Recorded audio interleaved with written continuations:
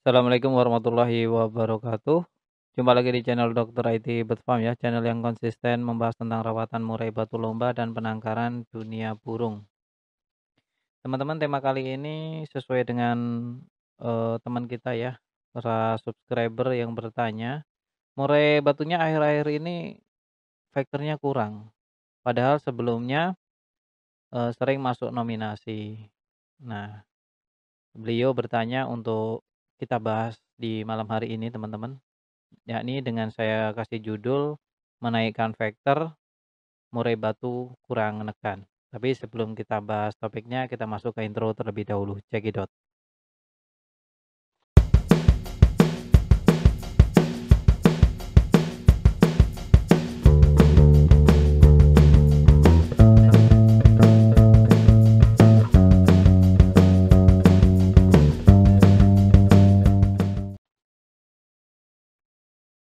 Nah, tema kali ini sesuai pertanyaan para subscriber ya, para teman-teman semuanya yang bertanya kenapa burung murai batunya ya. Padahal sebelum-sebelumnya itu prestasi ya, prestasi tapi tidak disebutkan ini prestasi berapa.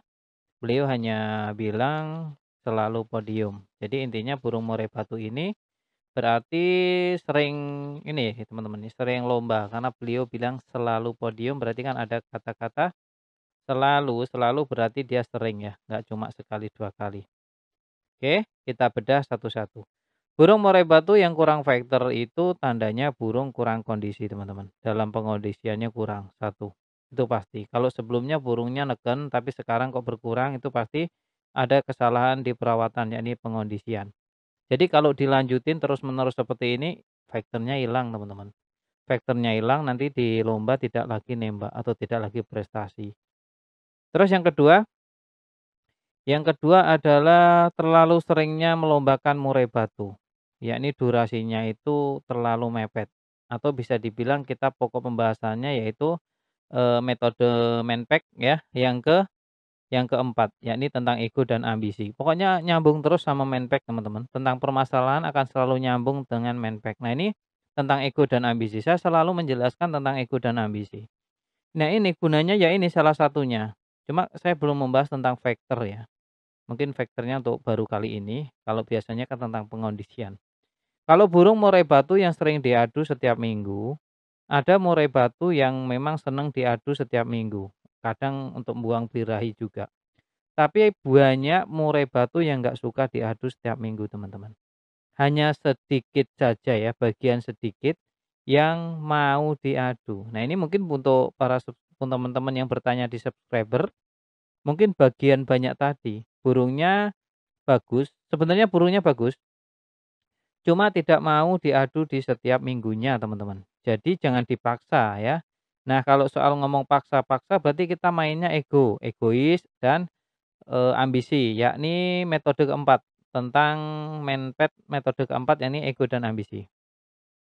Di sana sering saya jelaskan, kita harus pandai-pandai memanajemen ambisi kita, karena kalau burung sebagus apapun, kita tidak bisa, memanajemen ambisi kita, ego kita, ya burung yang bagus tadi tetap akan rusak. Salah satunya seperti ini teman-teman, burung vektor tinggi di awal-awal diadu satu masuk, 2 masuk, 3 masuk, sampai beberapa minggu masuk, tapi ada kalanya burung itu jatuh, ya.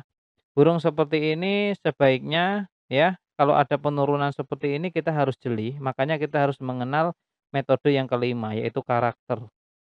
Dari Menpack lagi ya, dari Menpack lagi yaitu karakter. Nah, kalau kita sudah mengenal karakter burung, hari Minggu ini di sesi ini oke, burungnya enak, mantap.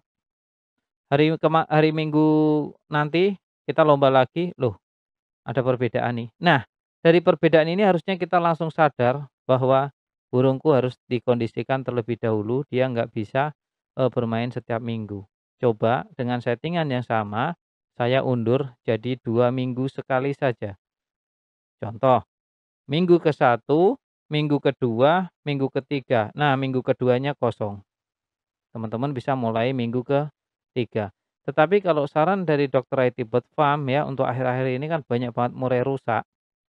Mendingan saya sarankan untuk murai batu dewasa itu sebulan sekali saja untuk lomba, teman-teman. ya, sebulan sekali saja untuk lomba murai batu teman-teman. Sayang kalau murai batu yang bagus tadi, yang sering prestasi harus rusak di tengah jalan ya, hanya karena kita mengabaikan mindset yang keempat, tentang ego dan ambisi. Ego dan ambisi kita manajemen ya, kecuali duit kita banyak, budget kita banyak untuk beli lagi, ya silahkan. Atau kita punya penangkaran yang memang hasil tangkarannya oke selalu, ya monggo. Tapi kalau bagi kita yang itu burung satu-satunya, burung kelangenan, apalagi kita nyetaknya susah-susah dari awal, saya sarankan jaga baik-baik burung murai batu kesayangan kita, ya. Karena untuk mencetak murai batu yang konsisten, terus yang stabil, itu butuh manajemen ambisi yang luar biasa di menpad yang keempat. Nah, menpad keempat ini penting banget ya, dasar juga. Jadi saling keterkaitan antara menpad 1 sampai 5. Kalau teman-teman sudah menguasai menpad 1 sampai 5, udah burungnya pasti stabil. Ya, pasti stabil. Nah, kita bahas lagi tentang faktornya tadi. Jadi kalau burung murai batu yang sering diadu pasti vektornya turun, tenaganya turun ya, responnya juga turun. Terus dalam waktu pengondisian di rumah burungnya setelah beres-beres harian ya kan, beres ngurusin kotoran, ngasih pakan, ngasih minum, kadang burungnya masih diablak aja di teras rumah. Teman kita main, orang-orang, tetangga, saudara, ngeledekin burung kita, akhirnya burung kita bunyi lagi, gemprong-gemprong lagi. Nah ini salah satu faktor juga mempengaruhi banget dalam murai batu ya. Intinya di rumah itu jangan dibikin gemprong-gemprong, apalagi dipancing, apalagi di-trek. Nah itu tidak direkomendasikan sekali untuk burung murai batu, kontes atau burung murai batu lomba.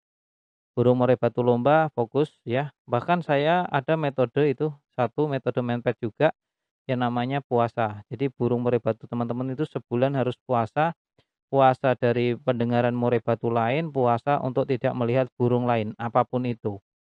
Untuk meningkatkan, ini apa, vektornya, nekennya, materinya saat di lapangan nanti. Jadi begitu, cantol ke tiang besi langsung Nah, seperti itu harapan kita.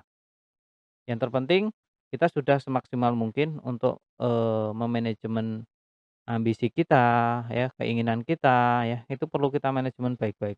Menpad keempat. Teman-teman silakan ya, untuk menpad-nya bisa dipelajari. Menpad itu ada 5, 1 mental, 2 nutrisi, 3 perawatan, 4 ego dan ambisi, 5 karakter. Teman-teman kuasain ini dalam merawat murai batu, saya kira teman-teman sudah ya sudah cukup baik sama murai batu lah kalau sampai, eee, menguasai ini, metode menpad. Kalau sudah merasa baik sama murai batu, nanti murai batu itu akan memberikan imbal balik. Nah, itu kan, ya kan? Kita baik sama murai batu, nanti murai batunya akan mengembalikan apa yang menjadi harapan dan keinginan kita. Jadi untuk teman-teman menaikkan vektornya ya tadi, durasi lombanya dipanjangin, yang tadinya seminggu sekali, sekarang sebulan sekali. Yang tadinya kalau siang diablak di teras, kita kondisikan masukkan ke dalam rumah, tempat yang, nyaman buat dia agar dia istirahat.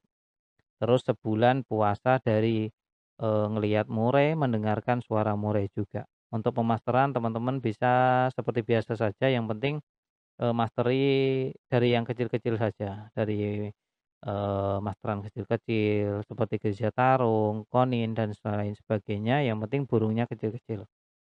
Itu ya teman-teman. Sudah ya kiranya, nanti kalau ada pertanyaan tinggalkan lagi di kolom komentar ya. Kiranya cukuplah untuk menaikkan vektor itu nggak ada aneh-aneh ya. Nggak ada aneh-aneh, hanya polanya saja yang dirubah yakni tentang, menpad keempat. Salam lestari, salam prestasi.